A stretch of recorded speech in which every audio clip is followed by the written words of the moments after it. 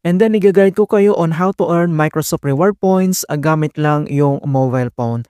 So ang next step ay open mo lang yung browser mo. So any browser naman pwede mong gamitin. So open tong Chrome browser and then type mo lang dito Microsoft account, login. And then kapag may account ka na ng Microsoft, so kailangan mo lang i-login. Kapag wala naman, pwede kang mag-create dito. And then suggest ko lang na kailangan mo na ditong i-add to home screen para mas madaling ma-access yung Microsoft Reward Points. Kapag na-click mo na yan, and then ganito yung makikita mo mga kaibigan na Microsoft Rewards. Alright, so back lang tayo dito sa Chrome. And then next step ay kailangan mo lang i-type dito yung Bing login. And then dito ay kailangan mo ulit login ang yung Microsoft account. And then suggest ko lang din na kailangan mo itong i-add to home screen para mas madali na lang na ma-access. So ganito yung makikita mo mga kaibigan. Alright, so kapag okay na, so open mo lang dito yung Bing browser.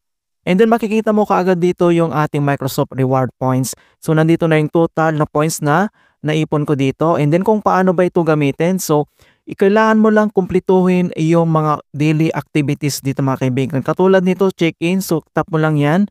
And then makakakuha ka agad dito ng 10 points. Ayan, so everyday lang yan. And then next dito naman sa today points, kailangan mo lang kumpletuhin tong daily set.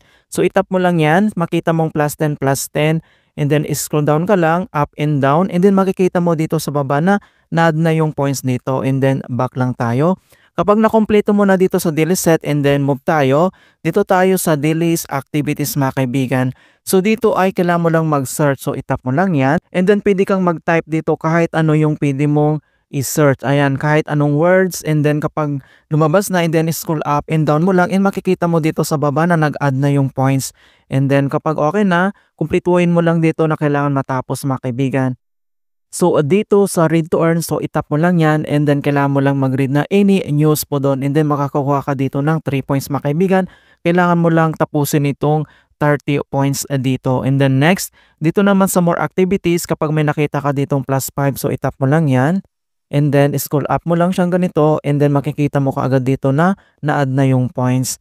And then kailangan mo lang tapusin lahat ng daily activities and tasks dito para makaipon ka ng points dito na pwede mong i-redeem. Ayan, so ganun lang po kasimple kung paano mag-earn ng Microsoft Reward Points gamit lang yung ating mobile phone.